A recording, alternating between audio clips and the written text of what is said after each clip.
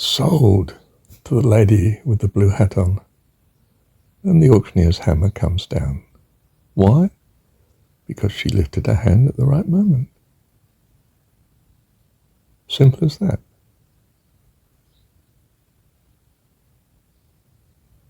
That's how life works. You lift your hand at the right moment. I'll do that. Who will go? Me. Oh, goodness, what have I committed myself to? Oh, well. Give it a try. I'm on my way now, aren't I? This is the excitement and the loveliness of life. This is the freedom I've decided to follow Jesus. No turning back. No turning back. I have decided to follow Jesus. I have decided to follow Jesus. I have decided to follow Jesus. No turning back. No turning back. What do I mean by that? I mean Jesus. I don't mean Christianity. I don't mean the entire Bible. I'm not suddenly believing in Noah and Moses and Yahweh, as they call him, Jehovah, Yahweh, as they probably should pronounce it. I'm talking about following Jesus in the story, pretty narrowly the Gospels.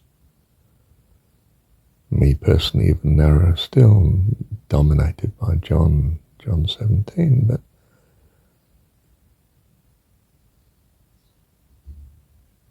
I mean that. And your view of that, not someone else's view. For goodness sake, don't get into your eyes, into deep water in all those commentaries and so on. And the greats who have pontificated on what it all means, including Marshall. I'd like to list myself among the greats who understand it's the English ego. Hang on, I'm born again. I'm supposed to be free of all that, aren't I? Yeah. But do you see? It's like I used to tell my students, look, you're in the lift. There's this person you want to meet. You think they look just the right sort of... You'd love to have them as a partner. Then say something. Doesn't matter what you say. You've got nothing to lose. You never see them again if they give you a cold shoulder. So what? You never see them again. But you can say, are you having a good day? It's funny how people don't talk to each other in lifts, isn't it? I mean, any sort of comment that drifts through your mind, it makes no odd. If they want to talk to you, they'll be so glad they've got the opportunity that they are able to take up on. So we give opportunity. It's like bringing up kids in the best way. You don't make them do anything. You just give them opportunity. You know, the indigenous peoples of many of the countries you go to, how do they school their rebellious youth and so on? Well, he comes up before the council and they say, look, we don't do things this way, son. Here we do so-and-so. This is the way we do it. Come on. Do you see? They just give him opportunity. And his welfare and his whole life is the tribe, the family. He's not going to say no.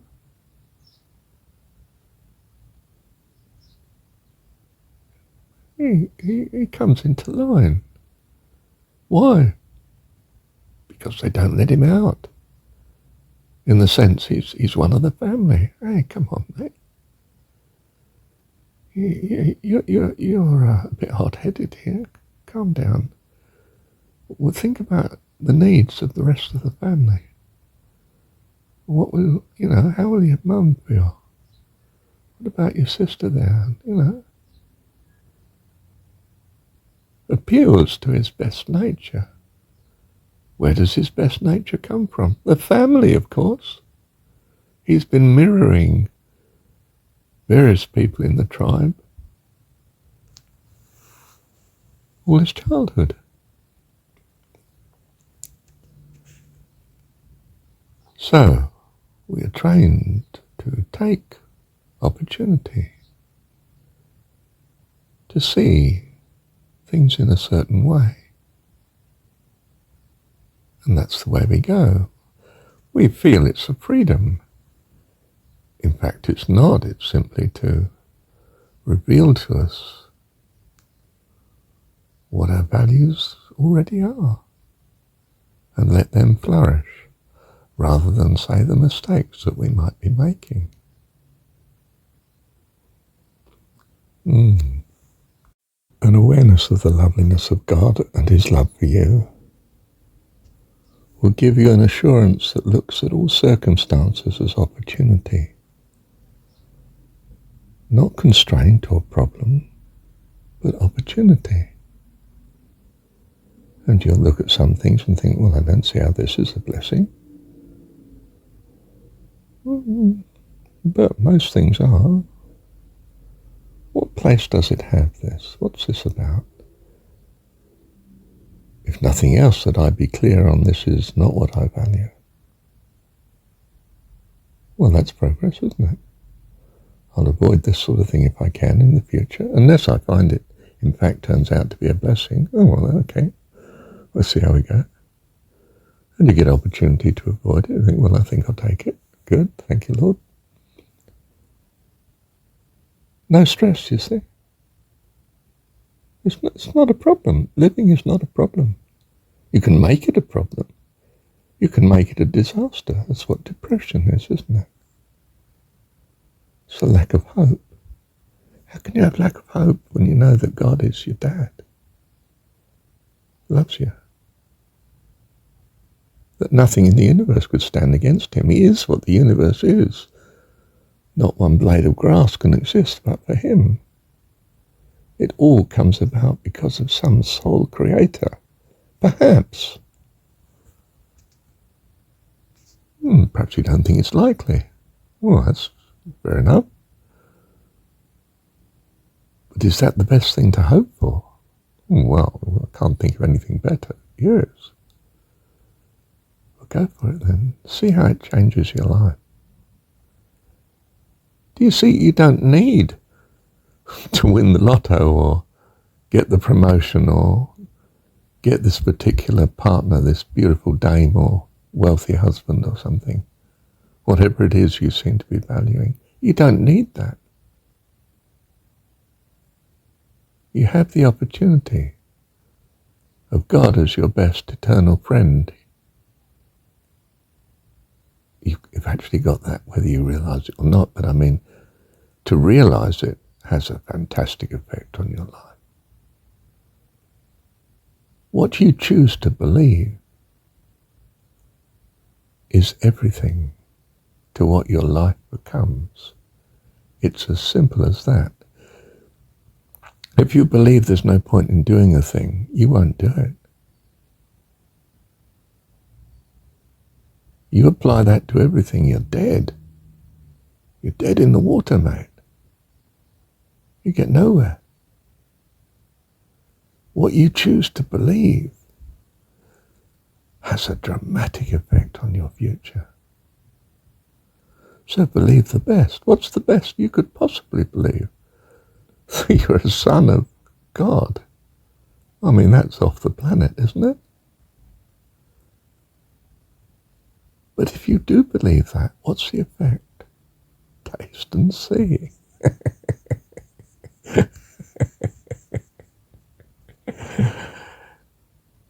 Just like Marshall and a million other people too. More than that. Over the years. Who knows how many.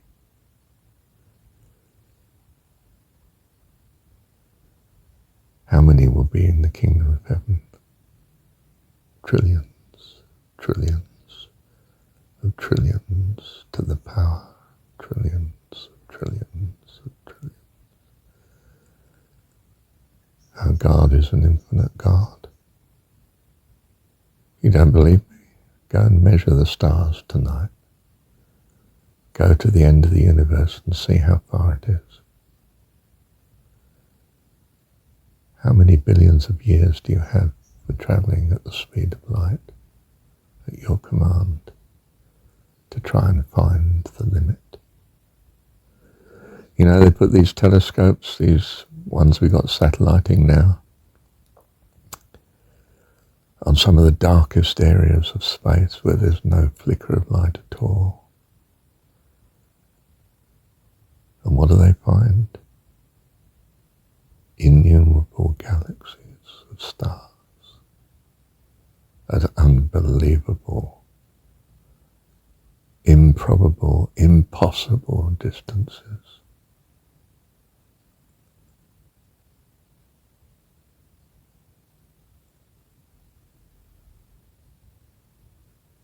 We're in an awesome situation here. Life is utterly, bewilderingly fantastic. That you should be conscious and have purpose and can create and think and reflect and remember and speak and hear and understand and have values and longings and bring joy and hope and love to those around you. Bless you. And we are blessed, aren't we? Thank you, Heavenly Dad.